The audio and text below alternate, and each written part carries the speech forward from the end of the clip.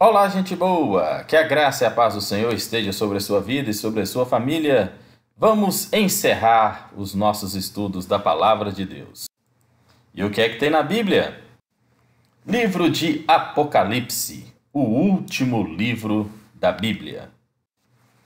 O livro de Apocalipse está assim subdividido nos seus capítulos. No capítulo 1, a chamada de João e o início das visões. Cartas às 7 igrejas no capítulo 2. No capítulo 4, a visão da majestade de Deus, os 7 selos no capítulo 6, 7 trombetas no 8, o anjo e o pequeno livro no capítulo 10, as 2 testemunhas no capítulo 11, no 12 fala sobre a mulher e o dragão, no 13 as bestas do mar e da terra, os 7 flagelos ou as 7 taças no capítulo 16, julgamento e queda da Babilônia no capítulo 17, 1000 anos de paz e o fim de Satanás no 20, e no capítulo 21, novos céus e nova terra.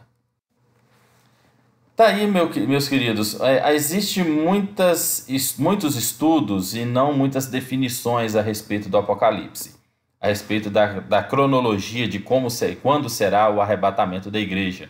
Algumas pessoas acham que acontecerá antes da grande tribulação, outros acreditam que será no meio, mas esse não é o nosso propósito aqui. Vamos simplesmente estudar o que está escrito de maneira ortodoxa no livro do Apocalipse, ou seja, ao pé da letra, o que quis dizer e algumas simbologias. Os exemplos principais do futuro começa ali sobre a cruz de Jesus, na chamada, né? Quando Jesus nos chamou para a sua eterna luz, através da sua morte e ressurreição. Depois vem o início da igreja, aí tem aí o arrebatamento, né? Para alguns acreditam que vai ser antes da tribulação, e aí começa a tribulação, com os 7 selos, as 7 trombetas e as 7 taças. E aí vem o milênio de paz, o trono branco, que é o julgamento final, e novos céus e nova terra. Para a gente estudar um pouco sobre o Apocalipse, a gente precisa de voltar um pouquinho para entender a questão da visão do Nabucodonosor e foi interpretado por Daniel. Se você ainda não estudou o livro de Daniel, pode voltar bastante vídeos aqui nesse canal que você vai ver lá o estudo da Bíblia, livro de Daniel, ali no Antigo Testamento, onde Nabucodonosor teve essa visão. A estátua que Nabucodonosor teve em sonhos é representada aí na cabeça de ouro, o tronco de prata, a barriga, né, de bronze e os pés de ferro misturado com barro. A primeira parte, que é a cabeça de ouro, significou aí o reino da Babilônia, o tronco de prata, né, os peitos de prata e os braços, né, com o Império Medo-Persa. Depois ali a barriga, a parte do meio do corpo ali, o Império Grego, que foi entre 331 a 168 a.C. E por fim, os pés de barro misturado com ferro e barro, que foi o reinado de Roma, e até hoje alguns países que estão dominando aí o mundo.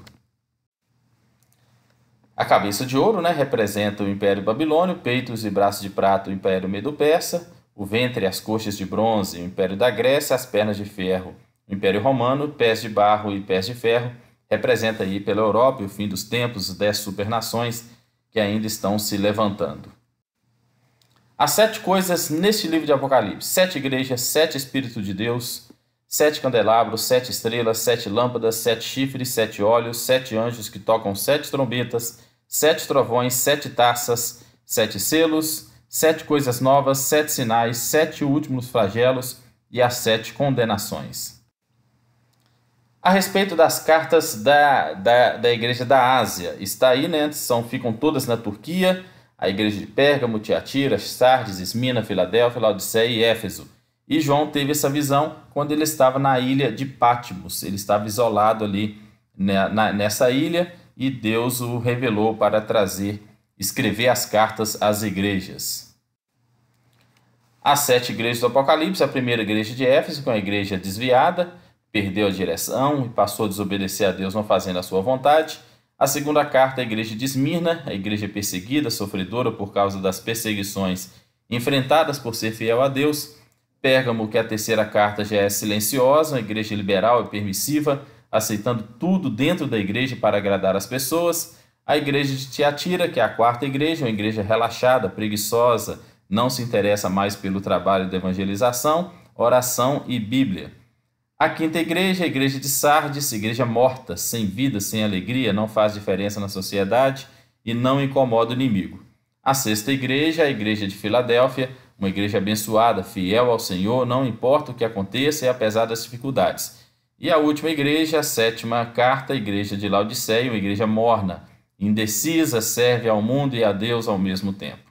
E as referências estão aí entre o Apocalipse 2 até o Apocalipse 3. Está aí os textos bases, né, de todas essas cartas. A igreja de Éfeso: ao que vencer, dá-lhe de comer a árvore da vida, que está no meio do paraíso de Deus. A de Esmirna: ser fiel até a morte, dar-te-ei a coroa da vida. A de Pérgamo: ao que vencer, darei eu a comer do maná escondido, dar-lhe-ei uma pedra branca e na pedra um novo nome escrito: eu tenho a espada de 2 fios. A igreja de Tiatira: olhos como chamas de fogo e pés de latão reluzente, e dar-lhe-ei a estrela da manhã. A igreja de Sardo ou de Sardes: ao que vencer será vestido de vestes brancas, de maneira nenhuma arriscarei o seu nome no livro da vida. Igreja de Filadélfia: ninguém tome a tua coroa, a quem vencer eu farei coluna no templo do meu Deus. E a igreja de Laodiceia: eis que estou à porta e bato, ao que vencer concederei que se assente comigo no meu trono. Arrebatamento. Mas Deus prova o seu amor para conosco em que Cristo morreu por nós, logo sendo ainda pecadores. Logo, muito mais agora, tendo sido justificados pelo seu sangue, seremos por ele salvos da ira. Porque se nós, sendo inimigos de Deus, fomos reconciliados com Deus pela morte de seu Filho, muito mais, tendo sido já reconciliados, seremos salvos por ele pela sua vida.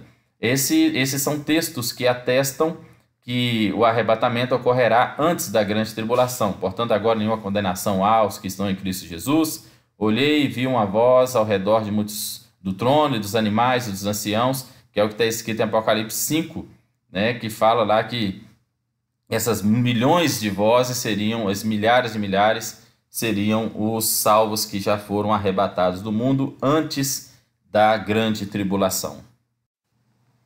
7 selos. O primeiro selo fala sobre o anticristo, o segundo selo, a guerra, terceiro selo, fome, quarto, morte, os mártires no quinto selo, o sexto selo, a terra abalada. E aí os santos remidos, né? Tem uma parêntese ali dos 144 mil escolhidos, que de acordo com o texto de Apocalipse serão aqueles que representantes das tribos de Israel, das 12 tribos, no caso seriam 12 mil de cada tribo, que daria os 144 mil. E aí, quando abrir o sétimo selo, serão tocadas, aí começa a tocada das 7 trombetas. Falando aí sobre o significado dos selos, o primeiro selo é representado por um cavalo branco, que tem um arco e é vencedor. O segundo selo, o cavalo vermelho, que veio tirar a paz da terra com uma espada, por isso a questão da guerra. Terceiro selo, o cavalo preto, que tem uma balança. Quarto selo, o cavalo amarelo, da morte, matar a quarta parte da terra. Quinto selo, visão dos mártires. Sexto selo, o sol escuro e a lua de sangue. E o sétimo selo, que é o prenúncio das 7 trombetas. E aí começam as 7 trombetas, contrafação das pragas. A primeira trombeta atinge 1/3 da terra, 1/3 das árvores da erva verde. A segunda trombeta atinge 1/3 do mar e 1/3 das suas criaturas. A terceira trombeta atinge 1/3 dos rios e 1/3 das fontes de águas, tornando-as amargas. A quarta trombeta atinge 1/3 do sol, da lua e das estrelas, escurecendo 1/3 do dia e da noite. Quinta trombeta, 5 meses de tormento sobre os que não têm o selo do Deus vivo. A sexta trombeta, a guerra com 200 milhões de soldados, que matará 1/3 dos habitantes da terra. E a sétima trombeta, que é a lei de Deus, é estampada no céu. O anticristo e a besta. O que significa aí o anticristo, que tem 10 chifres? Que significa que é o reino medo-persa, da Grécia, do Egito, da Síria, da Babilônia e de Roma. As 7 cabeças são 7 reis ou 7 reinos. A cabeça que morre e revive, primeira e segunda besta, primeira e segunda besta, um reino de pouco tempo e a besta. E os 10 chifres representam ali 10 países, que serão os principais que vão governar no final dos tempos. A besta que sobe da terra é o falso profeta. E vi subir da terra outra besta que tinha 2 chifres, semelhantes aos de um cordeiro, e falava como dragão. O falso profeta aparece ao lado do anticristo. As 7 taças, que são as 7 pragas. A primeira taça, chagas dolorosas. A segunda taça, o mar tornará em sangue. A terceira taça, rios se tornarão de sangue. A quarta taça, sol, fogo queimará os homens. Quinta taça, reino tenebroso da besta, que vai causar dores. A sexta taça, reis reunidos à batalha do Armagedon. E a 7ª taça, que são os relâmpagos, terremotos de chuvas e pedras. Os 144.000 e as 2 testemunhas. Os 144.000 representam pessoas totalmente dedicadas a Deus, como eu falei, que representa ali cada 12.000, uma tribo de Israel. A referência às 2 testemunhas indica credibilidade e a veracidade de suas palavras. Essa interpretação corresponde ao relato de Lucas 10:1, quando Jesus separou 70 discípulos em dupla, enviando de 2 em 2 como seus missionários. Mas quando acabar o seu testemunho, a besta que sobe do abismo fará guerra contra as 2 testemunhas. Essa besta vencerá as testemunhas e as matará. Então seus corpos ficarão expostos na praça da grande cidade. Os corpos das 2 testemunhas serão vistos por homens de todas as partes da terra por um período de 3 dias e meio. Também não será permitido que seus corpos sejam sepultados. Mas depois de 3 dias e meio, Deus concederá espírito de vida novamente às 2 testemunhas. Elas se levantarão e os homens ficarão atemorizados. Então ouvirá uma grande voz do céu clamando, chamando as 2 testemunhas, e assim elas subirão aos céus em uma nuvem, na presença de todos os seus inimigos. Aí começa a batalha do Armagedon após a 7ª trombeta.